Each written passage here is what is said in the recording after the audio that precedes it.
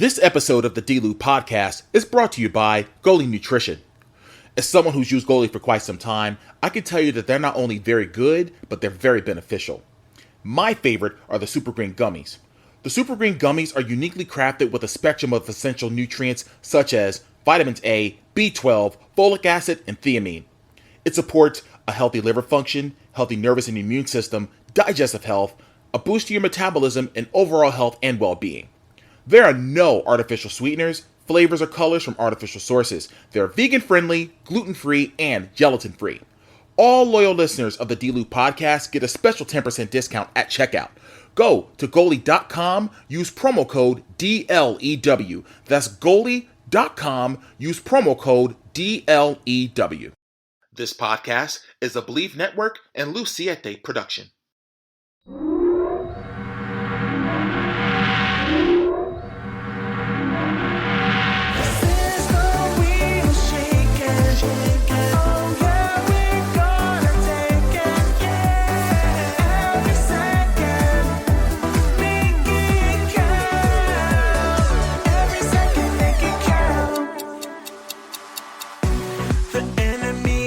Welcome to another edition of the D-Lew podcast. I'm your host, Derrick T. Lewis, and I hope everyone's week is going great as we enter into the weekend. But this past weekend, man, you want to talk about excitement. This past Sunday, I actually filmed my music video for my upcoming single, Espacion, featuring the one and only Angie Stars. To be honest with you, this is by far the best project I've done musically since I started music back in 2015, 2016. And I want to give a huge shout out to the production crew, Serge, Edwin, Fury, you guys rock. Thank you so much for, taking my vision and putting your spin on it and making this, in my opinion, a great video. It's going to be really, really cool to see. So if you guys want to check it out, again, it's the record comes out on August the 25th on all streaming platforms. The music video is going to be available on my YouTube channel via Vivo. So if you go to YouTube and look up either Derrick T. Lewis or The Real DT Lew, you'll be able to see it there. The video will also be on Tidal as well as Apple Music. So make sure you go to any of my social media to be exact, and just go click on the link, and you can go to the pre-save option, and you can pre-save it on either Apple Music, Spotify, or Deezer.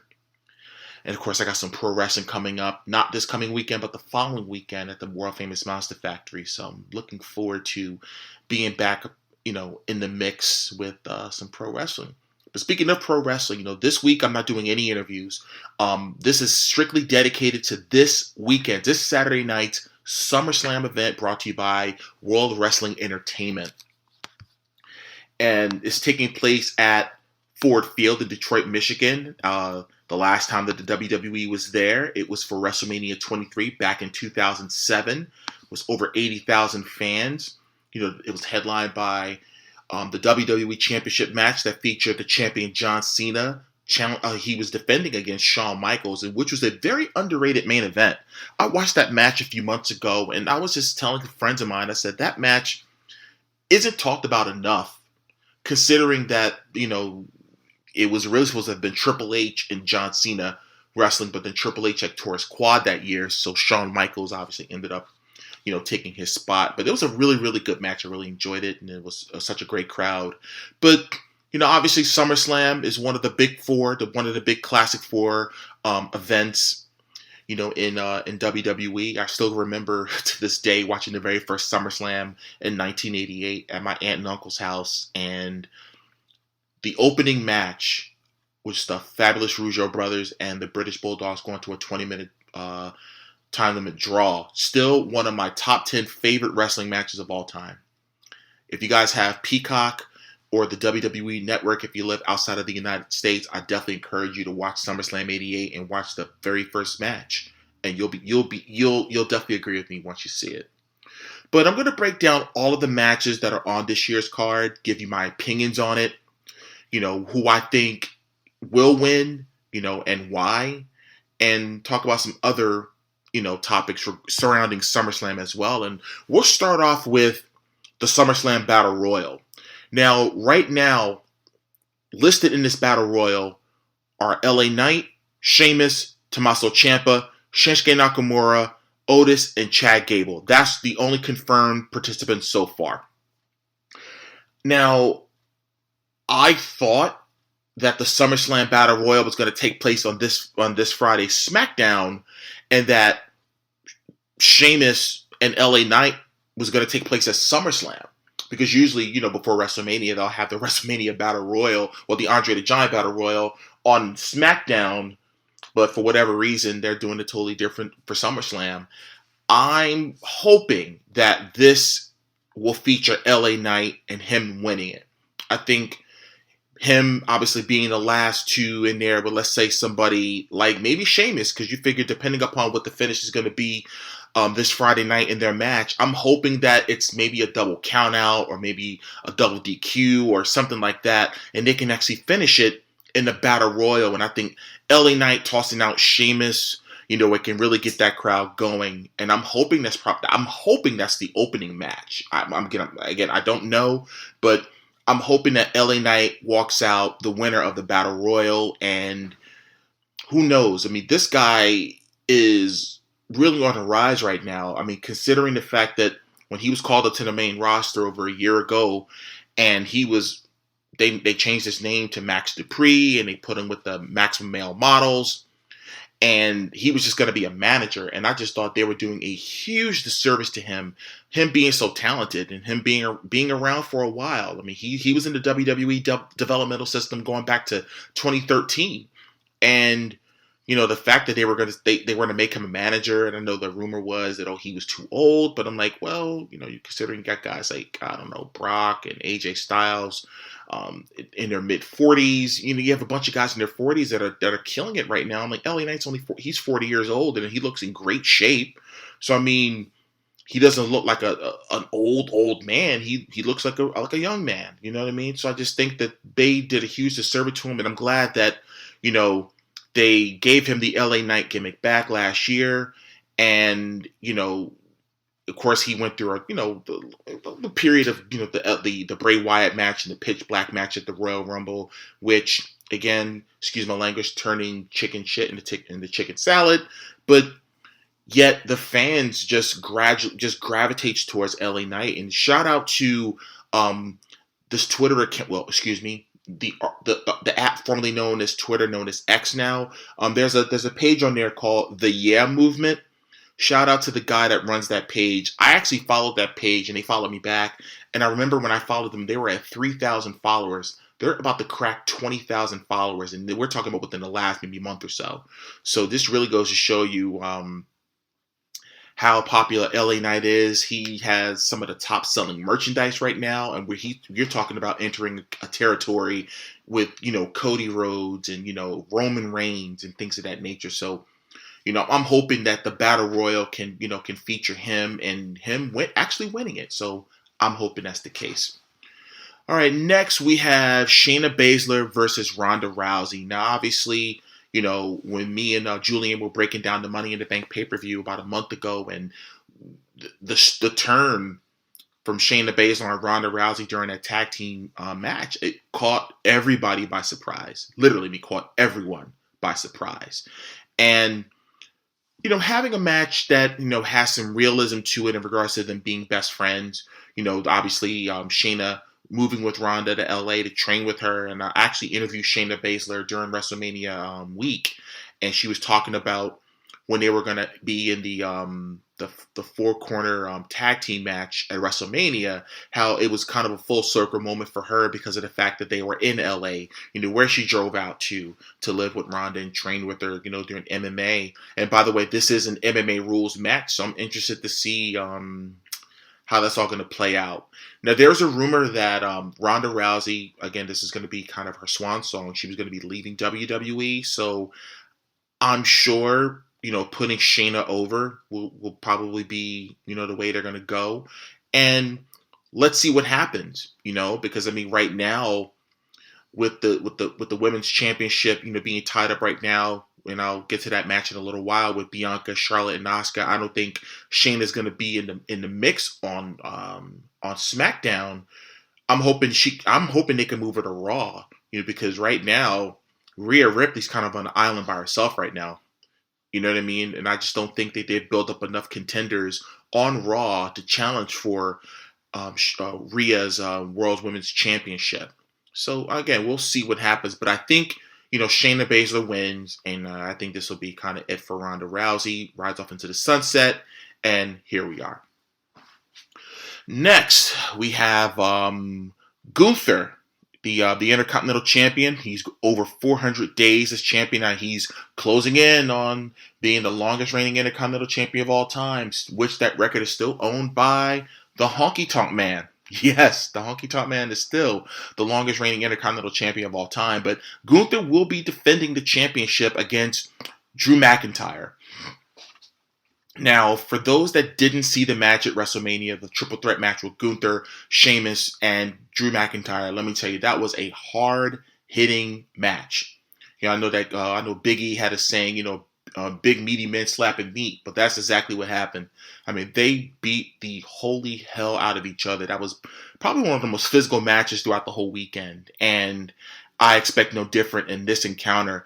I think, to me, maybe a DQ finish or some type of wonky finish where Gunther ends up winning, holding on to the title with outside interference. I could totally see that happening because I'm thinking that they probably want him to break that record.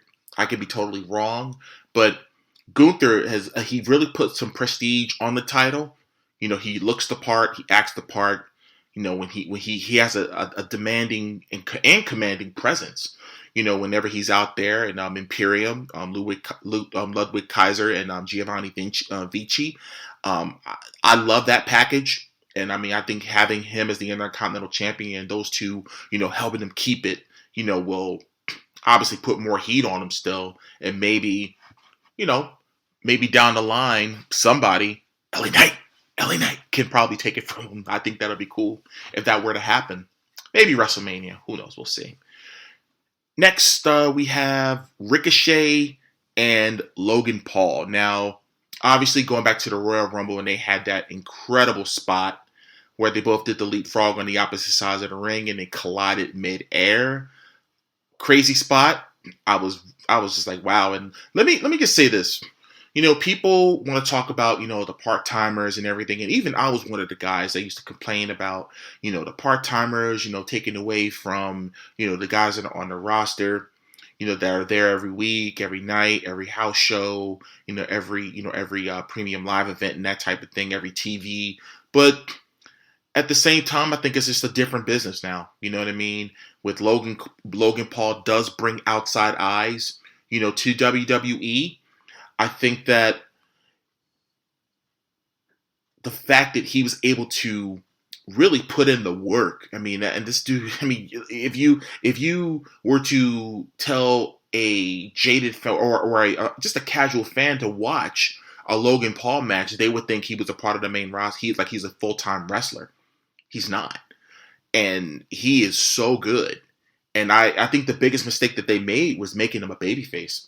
I think Logan Paul he generates natural heat. And I think why not, go to his strengths? He's just a naturally cocky guy. And that's okay. You know what I mean? Tap into that. Ricochet is the ultimate good guy, the ultimate babyface. So it makes sense. It was a nice piece of business where he was in, because, Ricochet is engaged to Samantha the Bomb, the ring announcer on Raw. Huge shout out to Samantha. I enjoy her work so much as a fellow ring announcer. She makes me want to get better at what I do because she brings a different element to her style of ring announcing, and it makes her unique and it makes her special. And, Logan Paul had said something in regards to, hey, I see your girl over there. She's the ring announcer, but guess what? She's going to say my name, as the winner. And of course, that set Ricochet off on Monday, and they had the little fiasco going on and that type of thing. And Logan Paul left them laying. So again, I'm thinking Logan Paul does win the match. You know what I mean? I think in that they can make the feud a little bit longer, get some mileage out of it. Because Ricochet winning after that, then what? You know what I mean? I just think that with Logan Paul winning, maybe with some underhanded tactics or something like that, grabbing the ropes, foot on the rope, grabbing the tights, whatever it is, I think you can get this feud and get some more mileage out of it, maybe to Survivor Series, even maybe to the Royal Rumble. Who knows? But maybe the Royal Rumble, it finishes where maybe Ricochet can throw out Logan Paul. I think that can be it. But I'm thinking Logan Paul wins the match and they can continue. Next, we have, let's see here, Cody Rhodes and Brock Lesnar. Now, to this day, Brock has not stated what his beef is with Cody Rhodes. He has not mentioned why he has a beef with Cody Rhodes. Somebody said something on Twitter where it was like, well, Brock could have said, well, on night 2 of WrestleMania, I opened up the pay-per-view and you closed it. So you got the big check and I didn't. They could have gone with that, but there's still no rhyme or reason to why this feud is even happening. Now, obviously, this is the March to Cody's Redemption Tour for the championship. And again, everyone that hasn't had an opportunity to watch the Cody Rhodes documentary, I urge you, I plead with you to go on Peacock or WWE Network if you're outside of the United States to watch the Cody Rhodes documentary. It's just about 2 hours long, and I mean they talk about everything. They talk about AEW. They talk about why he left. He actually stated why he did leave AEW, and just to set the record straight. And he didn't bury the company or anything. But they really told an incredible story in regards to his journey in WWE when he was there, when he got signed when he was 20 years old, what ultimately led to him leaving, his journey outside of WWE, even before going to going with AEW, just his journey on the independent circuit, making a name for himself and discovering who he truly is as a character, as a pro wrestler, as a personality. And I said this, to some friends of mine, but Michael Cole said it too. Cody left as a boy or a young man and came back as a grown man. And it's like you can't script that. You can't script it at all. I think Cody does win the match and, Brock, goes away. And because I just can't see Brock winning and, Brock goes away and then that's it. And it's like, okay, who else is he going to feud with? So I think Cody does win the rubber match. And we will probably never find out why Brock was mad at him to begin with.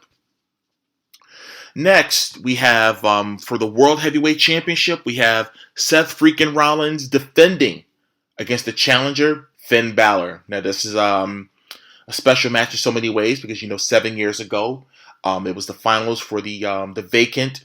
It was to crown the very first Universal Champion, and Finn Balor did win, but he did get hurt in the process due to the buckle bomb on the outside on the railing, and that put Finn out of action for quite some time. So they do have some backstory regarding that.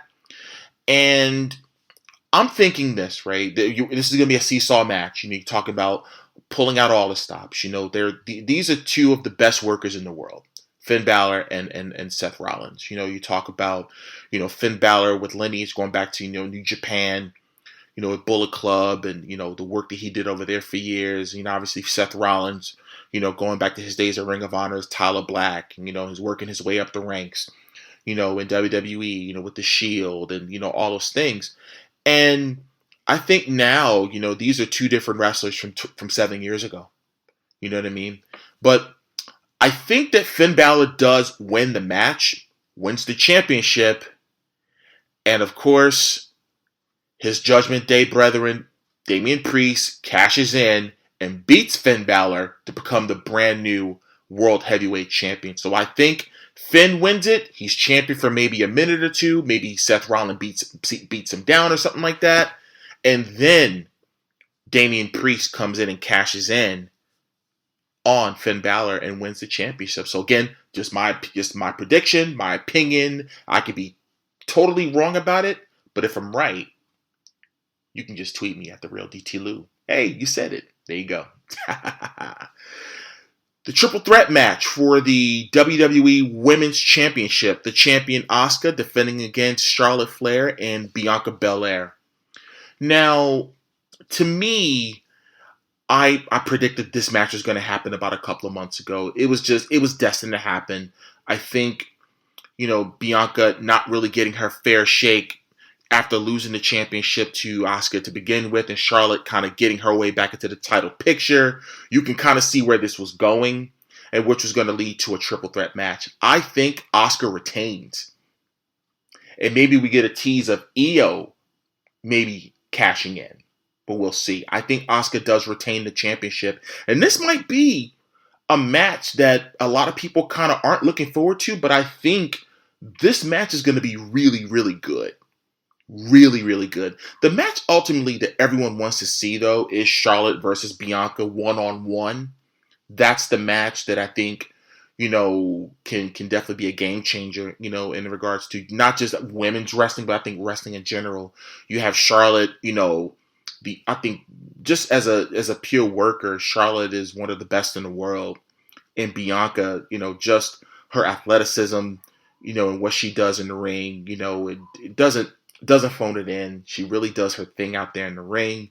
But at the end of the day, it's all about being the champion. And I think, again, Asuka does retain the women's championship. And like I said, maybe a cash in from Io. I don't know. I don't know if we can have two cash-ins in one night. But then again, you never know what's going to happen in the world of the WWE. And, of course, the main event of the evening.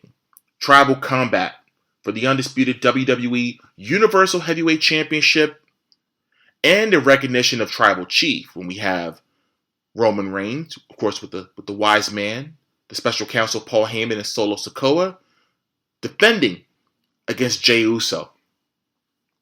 I have to say this. It's amazing that, I would say 5 years ago, or whatever the case may be, it was hard to tell the Usos apart. I'm not going to lie to you. It was very hard. But you could, obviously they were starting to change their look and that type of thing. And Jey Uso has really come into his own as a single. I'm talking about even going back to 3 years ago when Jimmy had got hurt. And, Roman and Jey had that match at Hell in a Cell, I think. And it was during the pandemic era and the Thunderdome and all that. So, there were no fans, live to see the match. But I think even now that, with Jey Uso being such a key role into this whole bloodline storyline, I mean, with the integration with Sami Zayn and Jey not buying in and, all these other different elements of storytelling, you know what I mean? And to be honest with you, Jey Uso is the MVP, in my opinion, of this whole entire storyline. I don't think this moves the needle as much without Jey Uso, just my opinion. Roman Reigns, of course, yeah, he's driving the car, but I think that engine that was in there is Jey Uso. And can I see Jey Uso winning the title? Yeah, but it ain't happening. Not at SummerSlam. And I think what happens is I think Jimmy's going to cost him the match. And now we have another detour in this storyline where Jimmy and Jey can have their feud. They alluded to this on Ariel Helwani's interview before, I believe it was before Money in the Bank, and they were talking about how, before it's all said and done, they've always wanted to have their own feud. You know what I mean? So I think this could lead up to a Jimmy and Jey feud that can go into maybe the next couple of months. They can get some mileage out of that. Because I think, having an uninterrupted title reign, with Roman at this point, you might as well let it ride out till Mania. And hopefully if it's him and Cody again, you just never know. So I think Roman does retain due to outside interference with Jimmy Uso. And that will be, that'll be it for SummerSlam. So, those finishes I'm talking about, again, I have no inside knowledge whatsoever. I'm not on I don't know anybody on the writing team at WWE at all. Just my opinions. As far as just what I think, it should be as far as the finishes and how the finishes should go. And it should be a great, great pay-per-view. But there are some matches that are missing that I just cannot understand why they decided not to even put these matches on the card. And I'll go over a couple. First off, maybe I'm biased, but you mean to tell me you can't put my girl Sonya Deville and Chelsea Green on the pay-per-view to defend the women's tag team titles? Come on now. You have, I mean, come on. You have to put them on there. You know what I mean? They just won the titles, and I mean, if you want to put some credibility on those belts, put them on pay-per-view. Put it on SummerSlam. Speaking of, Rhea Ripley does not have a match. She doesn't have a championship match. She's not defending the title. Like, you see, Rhea Ripley has a lot of TV time. She's cutting promos, with the Judgment Day on Raw. She's doing that thing on, cutting promos on NXT, being that Dom is the North American champion. But there's nobody else out there for her right now. That's why I'm thinking maybe they can move Shayna Baszler over to Raw so they can give Rhea Ripley, a challenger. Because right now the only challenger I see, vying for the title is Raquel Rodriguez. But outside of her, there's really no one else. So maybe that could be, and I'm hoping that's the case. But it's really, really odd that Rhea Ripley is not defending. She doesn't have a match at SummerSlam. That is wild. And of course, the one that is extremely noticeable is Trish Stratus versus Becky Lynch. They put so much time and effort into building this feud, and you mean to tell me that you don't have them on a marquee event like SummerSlam? Come on. Again, they have 8 matches on this card, right? And it's a classic 4 pay-per-view. You come on. I've seen 8 matches go in 3 hours. You mean to tell me you can't add 1 or 2 more matches? Come on. I'm hoping, some matches get added even after this episode airs. Is available, because, I mean, come on. Because we still have SmackDown, on Friday night. Then, of course, SummerSlam is Saturday.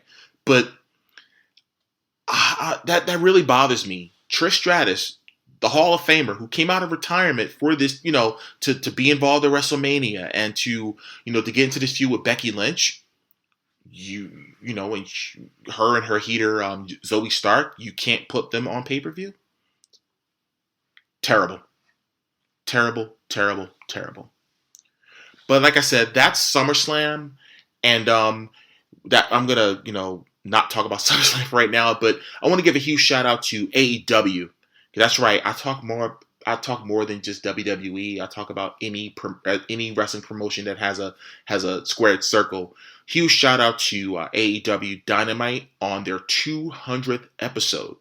I can't believe this young company is blossoming. And I mean, they've had some growing pains, obviously, and it seems to be ironing out a lot of the wrinkles. I know they just signed. I know the Elite, Kenny Omega, the Young Bucks, and Hangman Page just signed their contract extensions today, as I'm recording this right now. So I'm hoping that whatever issues that were going on, with the whole CM Punk thing, I hope that can iron itself out, because there's so much money to be made with all those guys there on the roster. So I'm hoping that they can fix their whatever issues they are. Again, I don't have any inside knowledge or anything like that, but I'm just hoping that if, by them re-signing, I'm pretty sure that could be a great sign of things to come down the road. Because I know they're a big event, All In London at Wembley Stadium, and I think it's over 70-some thousand tickets were sold already, and I'm hoping that they can really crack the 85,000 mark, because that'll be huge for the company. Again, being a very young company and you're putting on an event like that, speaks volumes about your infrastructure, about the talent that's there, and the fan base in London who are clamoring for pro wrestling, sports entertainment, whichever you want to call it, And I'm hoping that, WrestleMania goes to Wembley, but Triple H was mentioning at the last event, it looks like the Money in the Bank. It looks like he was saying during the press conference that, the media scrum rather, that, just the logistics involved to bring, WrestleMania week over to London. It's a lot of cost involved, a lot more than people realize. And having been up close and personal, during WrestleMania week in Los Angeles when I was covering it, and just to see the machine that's WWE and the people that are involved, and what this person does or what that person does, it's incredible to see. As an outsider looking in, what WWE does on a daily basis, and the people, like I said, the employees and everybody involved that makes that machine happen, every single day. It's amazing, to have watched for sure. But that's enough about wrestling for this week. So again, if you haven't subscribed to Peacock, I totally encourage you to do it and watch SummerSlam. I'm trying to figure out where I'm going to watch SummerSlam at on Saturday night. I'm going to try to find somewhere to watch it because I'm pretty sure I tried to hit up Legends in New York City the other day. I tried to call because I know they show some events there sometimes, but they said that they weren't. So who knows? Who knows where I'll watch it? I'll probably end up being in my living room, which is perfectly fine by me, with some Skinny Pop popcorn in hand. But I'm going to get out of here in a few minutes, but just want to remind you all, you can follow me on social media, and that's the new, the app formerly known as Twitter, now known as X, TikTok, Instagram, at The Real DT Lew. Facebook is Derrick T. Lewis official page. You can go to my YouTube channel, as I stated earlier, in regards to, subscribing there. You could look me up, Derrick T. Lewis or The Real DT Lew. You can go to shop.derricklewis.com so you can get some new hoodies and tees. I got a special t-shirt that's dropping very, very soon for the music project. You can also listen to my music on all platforms. So if it's Tidal, Apple Music, Spotify, Deezer, you name it, it's all on there. And like I said, the new record's coming. If you can go to my bio, you can just click the link in the bio, and the first link that you see is Espacion, and you can just click it. You'll have to log into your account, whichever streaming device that you use, or streaming service that you use rather, and you can just pre-save it, pre-add it. So at midnight on August 25th, the music will be right there waiting for you. Well, I'm going to get out of here, and just remember, no matter what it is that you do in life, always remember to make it count. See you next time.